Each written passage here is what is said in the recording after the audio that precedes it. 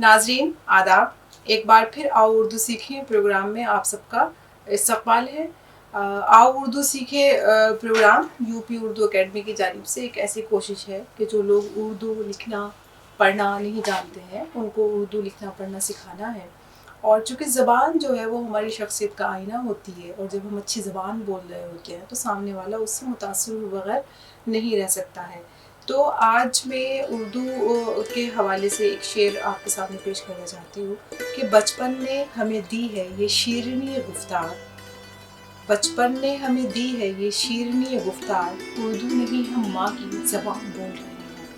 तो उर्दू ज़बान में जो एक मक़नातीसी जो क़ुव्वत है, जो शीरनी है, जो मिठास है, जो तहज़ीब है, जो सलीक़ा है, उसके हवाले से बहुत सारे जो शायर हैं, चाहे वो नज़्म के शायर हों या गज़ल गो हों, तो उन्होंने अपने अपने अंदाज़ में अपने जज्बात और एहसासात का जो इज़हार है ज़बान के हवाले से वो अक्सर व बेशतर किया है।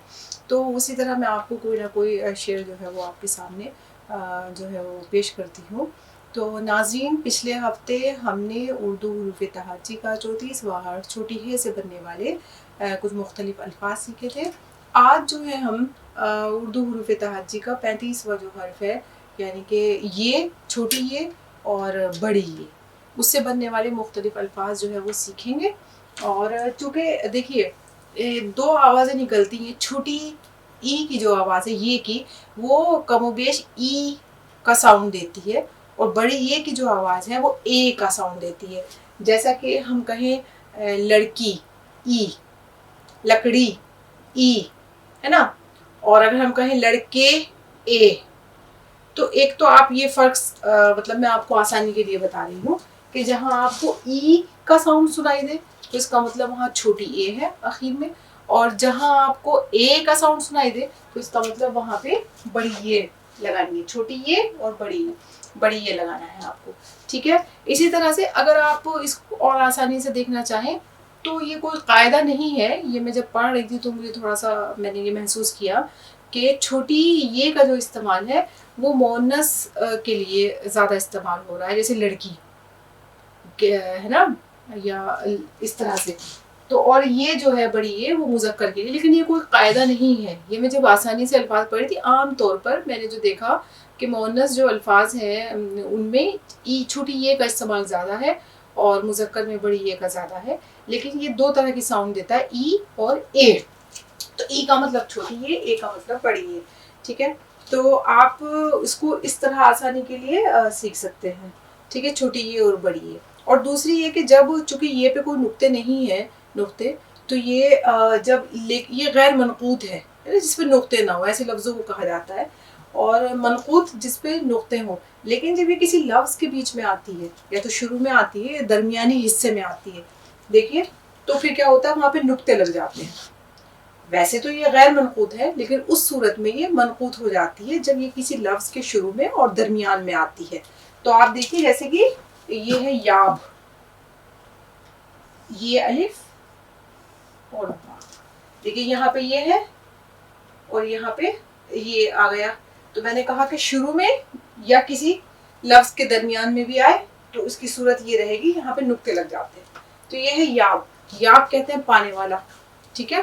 तो इसी तरह से है फतेह याब, यानी कि जिसकी फत हो गई हो, जिसने है ना सुरखुरुई हासिल की हो, फत पाने वाला, तो ठीक है, यही हो गया याब। अब ये देखिए याबिस, ये अलिफ बे और सीन, याबिस। तो देखिए यहाँ पर भी यहाँ नुक्ते लग गए, और ये बीन बे और सीन, या और जेर पे ये बे पे चुके जेर है, ये हो गया याबिस। याबिस कहते हैं खुश्क को, यानी कि बिल्कुल रूखा सूखा, ठीक है, खुश्क, याबिस। अच्छा, ये है याद, याद उसकी इतनी खूब नहीं मीर बाज आ, नादान फिर वो दिल से भुलाया ना जाएगा। तो याद पे जो है वो बेशुमार जो अशार है वो भरे पड़े हैं। तो आप ये देखिए कि याद, याद जो है वो कहते हैं हाफजा, जो हमारा जहन है, जिसके अंदर याद रखने की जो कुव्वत है वो लगती है याद। तो ये है फिर उसी से बना याद से याददाश्त, یعنی کہ جو حافظہ جو رکھنے کی نشانی ہے اس کو ہم کہتے ہیں یادداشت، ہے نا. کچھ چیزیں ہم بھول جاتے ہیں، کچھ چیزیں ہماری یادداشت میں جا کر کے جو ہماری جو قوت ہے جو یاد رکھنے کی وہاں جا کر کے جمع ہو جاتی ہے، تو ہم اس کو کہتے ہیں کہ یادداشت. داشت میں بھی چونکہ کہتے ہیں رکھنا، چونکہ داشت کہتے ہیں رکھنے کو، تو اسی سے بنا یادداشت. داشت. ٹھیک ہے. اب دیکھیے یہ ہے یہ الف اور رے یار. اب دیکھیے میں نے بتایا آپ کو نا کہ یہ جب لفظ کے شروع میں آتے ہیں تو جس نقطے اس میں لگ جاتے ہیں یا درمیان میں بھی آئے تو یار. یار آپ کو معلوم ہی ہے کس کو کہتے ہیں؟ یار کہتے ہیں دوست کو، ہے نا. لیکن یارہ اگر ہم کہہ دیں گے تو یہ وہ یارہ نہیں ہے پھر یہ دوست والا، بلکہ یارہ کہتے ہیں یہ الف رے اور الف، یہ نون غننے کے ساتھ نہیں ہے، الف کے ساتھ ہے، تو یہ یارہ نہ پڑھ کر کے یارہ پڑھا جائے گا. یارہ کہتے ہیں قوت کو یا زور کو. ہم کہتے ہیں نا یہ طاقت کو، کہ اب میرے اندر یہ یارہ نہیں، یعنی کہ یہ قوت نہیں ہے، یہ میں اس کام کو یہ نہیں کر سکتی. یارہ قوت کو کہتے ہیں یا طاقت کو کہتے ہیں یا زور کو کہتے ہیں، اور یار جو ہے وہ دوست کو کہا جاتا ہے نا، یا محبوب کو کہتے ہیں. تو اسی طرح سے اب دیکھیے یہ ہے ایک یہ الف رے اور چھوٹی ہے. اب یہ ہو گیا یارہ. اب دیکھو کم و بیش ایک طرح کے لفظ ہیں. اب یارہ جب ہم چھوٹی ہے کے ساتھ اس کو لکھیں گے، یہاں پہ تو صرف الف ہے اور یہاں پہ ہے. یہاں یارہ کی آواز ہے، یہاں یارہ. یارہ کہتے ہیں کنگن کو جو ہاتھ پہ پہننے والا ہوتا ہے، یا اس کا دوسرا میننگ ہے جو ٹیکس ہوتا ہے نا، ٹیکس کو بھی کہا جاتا ہے، کنگن کو کلائی کو یارہ. تو دیکھیے معنی جو ہے وہ ہلکا سا فرق ہے لکھنے کا یا بولنے سے بھی، کس طرح سے معنی جو ہے وہ پوری طرح سے چینج ہو جاتے ہیں. ٹھیک ہے. تو اسی طرح سے دیکھیے یہ الف اور زے، چھوٹی یہ الف اور زے. یاز کہتے ہیں قصد کرنا، کسی چیز کا ارادہ کرنا، ہے نا. ہم کہتے ہیں نا کہ کسی چیز کا ہم نے ارادہ کیا، حالانکہ بولا نہیں جاتا، لیکن یہ یاز نہیں پڑھنا آپ کو، زے کی آواز ہے زے. تو یہ ہے یاز کہتے ہیں کسی چیز کا قصد کرنا، وہ بھی قصد نہیں ہے، قصد ہے نا. یہ ایسے جب ہم لکھتے ہیں نا بڑے قاف سے، سواد اور دال، یہ قصد، یہ ارادہ، یہ والا ہے یہ یاز، قصد یا ارادہ کرنا. ٹھیک ہے. اب یاس جو ہے وہ آپ نے اکثر سنا ہوگا. یاس کہتے ہیں نا امیدی کو. اگر امید کسی کی ختم ہو جائے تو ہم کہتے ہیں نا کہ اس کے بہت یاس ہے، اس کے اندر یاسیت ہے نا، یعنی کہ نا امیدی، یاس کہتے ہیں اس کو. ٹھیک ہے. اب یہ دیکھیے یاسمین، چھوٹی یہ الف سین میم اور پھر یہ اور نون. جب ہم اس کو لکھیں گے یاس میم، دیکھیے میں نے آپ کو بتایا تھا کہ ویسے تو یہ غیر منقوط ہے، یعنی کہ اس میں کوئی نقطہ نہیں ہے جب ہم اس کو ایسے لکھتے ہیں، لیکن جب یہ کسی بھی لفظ کے بیچ میں آتی ہے یا شروع اس سے ہوتا ہے کوئی بھی حرف، تو پھر وہاں پر منقوط ہو جاتی ہے، نقطے لگ جاتے ہیں. تو یہ دیکھیے یہاں پہ شروع ہوا اور یہ درمیان میں جب حرف کے بیچ میں آئی، میم کے بیچ میں یہ آئی، تو یہاں پہ ہم نے نقطے لگا دیے. تو یہ ہو گیا یاسمین. یاسمین کہتے ہیں چنبیلی ہوتی ہے نا جو بہت بہترین خوشبو دیتی ہے، چنبیلی کا جو درخت ہے اس کو یاسمین کہا جاتا ہے. ناظرین اسی طرح میں نے یہاں کچھ اور الفاظ لکھے ہیں یہ سے. تو دیکھیے اس میں سب سے پہلے جو ہے وہ یاور، یہ الف واو اور رے. یاور کہتے ہیں مددگار کو، جو مدد کرنے والا ہے نا، یاور مددگار. تو اسی طرح سے ایک چھوٹا سا لفظ ہے میں نے لکھا ہے یخ، خے کی آواز ہے یخ، یہ اور خے. یخ کہتے ہیں جمع ہوا ٹھنڈا، جو برف ہے نا اس کو ہم کہتے ہیں یخ. تو اسی سے بنا یخ بستہ. دیکھیے یہ خے بے سین تے اور لٹکن والی ہے، تو یہ ہو گیا یخ بستہ. تو یخ بستہ کہتے ہیں جو برفیلا، یخ جمع ہوا برف، یخ بستہ برفیلا، یعنی کہ ایسی سردی سے جو برف کی طرح جو ہے وہ جو چیز جمی ہوئی ہو سردی کی وجہ سے، ہم اس کو کہتے ہیں یخبستہ. جیسے زمین پر اگر چاروں طرف برف جو ہے وہ جم جائے. تو ایک بہت خوبصورت شعر ہے کہ زمین یخبستہ ہو جاتی ہے جب جاڑوں کی راتوں میں. زمین یخبستہ ہو جاتی ہے جب جاڑوں کی راتوں میں اپنے دل کو سلگاتا ہوں، انگارے بناتا ہوں. نا کتنا خوبصورت شعر ہے. تو آپ اس کا مطلب بھی آسانی سے سمجھ سکتے ہیں اس کے ذریعے. تو یہ ہو گیا یخبستہ. اسی طرح سے یہ دیکھیے ایک لفظ ہے یالول. یہ عین لام واو اور لام. جب ہم اس کو لکھیں گے یالول تو ہمیں یالول نہیں پڑھنا ہے، آئین کی آواز نکالنی ہے یالول. تو یالول جو ہے وہ کہتے ہیں پانی کا بلبلہ.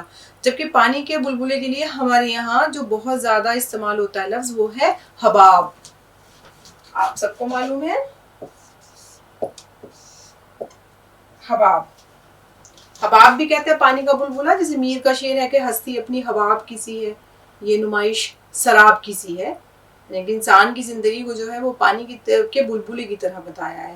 اس لیے کہ جس طرح سے پانی کا بلبلہ جو ہے وہ سطح پہ ابھرتا ہے اور ختم ہو جاتا ہے، تو انسان کی زندگی بھی جو بہت جو ہے وہ مختصر ہے نا.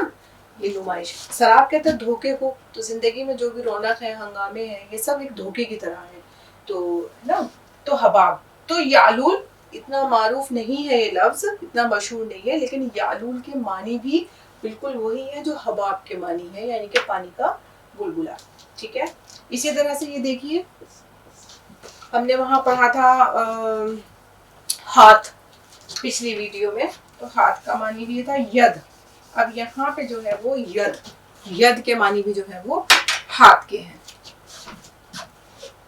یہ ید کے معنی ہاتھ کے ہیں. ٹھیک ہے. اب دیکھیے اسی ید سے ملتا ہوا میں نے ایک اور لفظ لکھا ید طولا. دو طول لمبے کو کہتے ہیں. تو ہم نے دو الگ الگ لفظوں سے بنایا. یہ ہم نے یہاں لکھ دیا.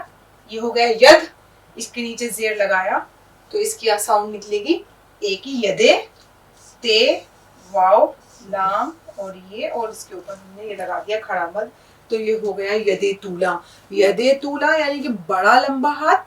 اس کا مطلب کیا ہوا؟ یعنی کہ جس شخص کو کسی کام میں مہارت حاصل ہو ہے نا، یا کمال حاصل ہو. ہم نہیں کہتے کہ ارے وہ بڑا ید طولا رکھتے تھے کسی بھی سبجیکٹ میں یا اس کا نام لے کر کے. تو اس کا مطلب یہی ہے ید طولا کا مطلب کہ وہ بہت بڑا ہاتھ یا لمبا ہاتھ. کہنے کا مقصد یہ ہے کہ یعنی کہ اس کام میں اس کو بہت زیادہ کمال حاصل ہے، مہارت حاصل ہے. تو ید طولا. ٹھیک ہے. تو اب یہ دیکھیے یہ آپ نے سنا ہے اکثر ایک بیماری جب لاحق ہو جاتی ہے جو پیلیا جو ہو جاتا ہے، جس پہ اسکن جو ہے وہ آپ کی جلد جو ہے وہ زرد پڑ جاتی ہے، تو ہم اس کو کہتے ہیں یرقان. ٹھیک ہے.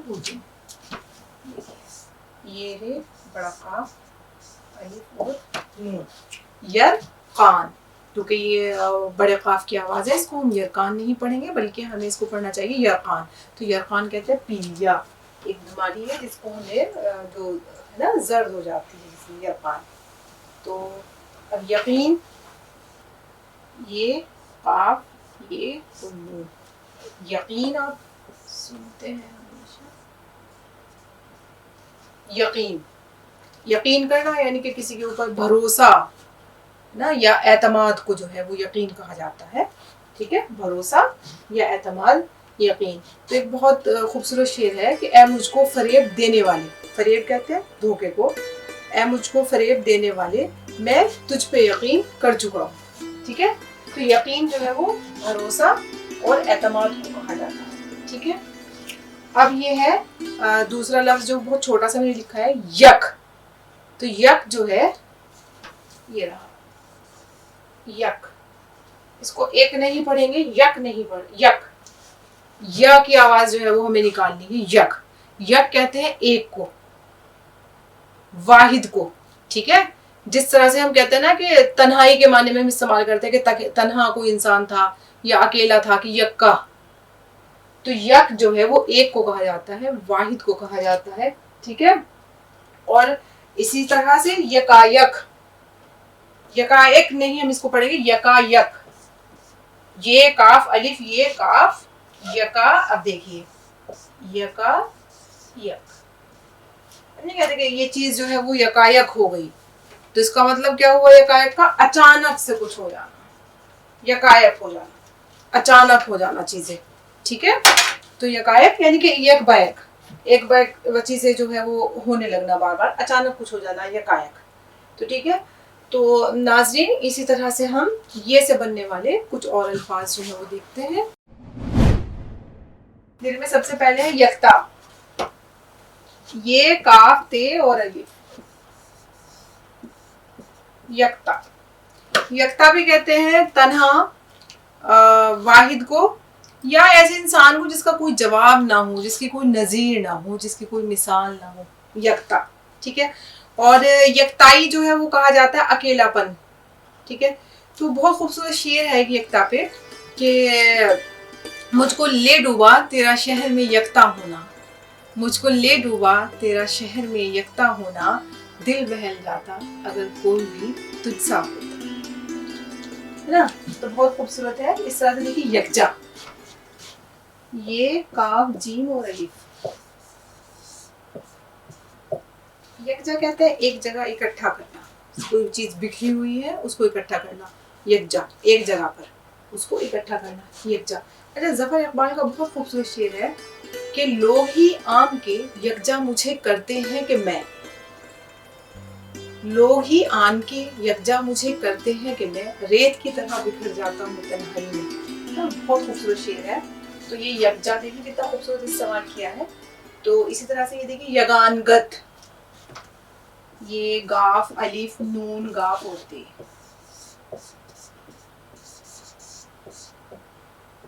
یگانگت. یگانگت کہتے ہیں اتحاد کو, اتفاق کو, ہے نا, یا بھائی چارہ, یگانگت. اور یگانا, یہ ہے یگانا, یہ گاف الف نون اور چھوٹی ہے, اور جب ہم نے اس کو ایسے لکھا یگانا. یگانا کہتے ہیں لاسانی کو, لاجواب کو, یگانا. ٹھیک ہے. اسی طرح سے دیکھیے یلغار, یہ لام غین الف اور رے, یلغار. یلغار کہتے ہیں دھاوا بولنا, چڑھائی کرنا, ہے نا, یہ یلغار. تو یہ یلغار سے ہی ملتا جلتا بھی دوسرا ہے یورش. یلغار کے معنی تو آپ کو عام طور سے معلوم ہے, یورش بھی کہتے ہیں حملہ کرنا کسی کے اوپر. یہ واو رے اور شین, یورش یعنی کہ حملہ, چڑھائی, یورش.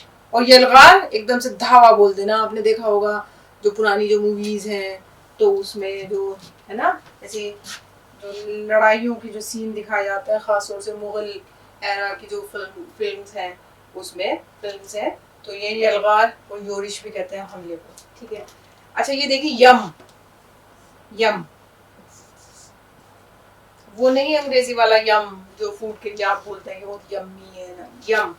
یم کہتے ہیں آبجو, آبجو دریا کو یم کہا جاتا ہے. ٹھیک ہے.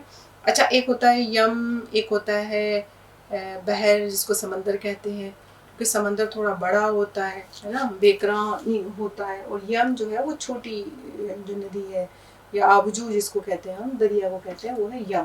ٹھیک ہے. اسی طرح سے یوم, دیکھیے یوم کہتے ہیں دن کو, اور دن کی جو جمع ہے وہ ہو گیا ایام. تو یوم سے ہم نے بہت سارے دن بنائے, جیسے یوم الاحد ان کی اتوار کو کہا جاتا ہے, تو وہ بہت سارے ہیں اس طرح سے. تو بہرحال یوم کہتے ہیں دن کو, اور ایام جو ہے وہ اس کی جمع ہے, یعنی کہ بہت سارے دن. تو اس طرح سے ہے یاوا, یہ الف واو ہے, یاوا.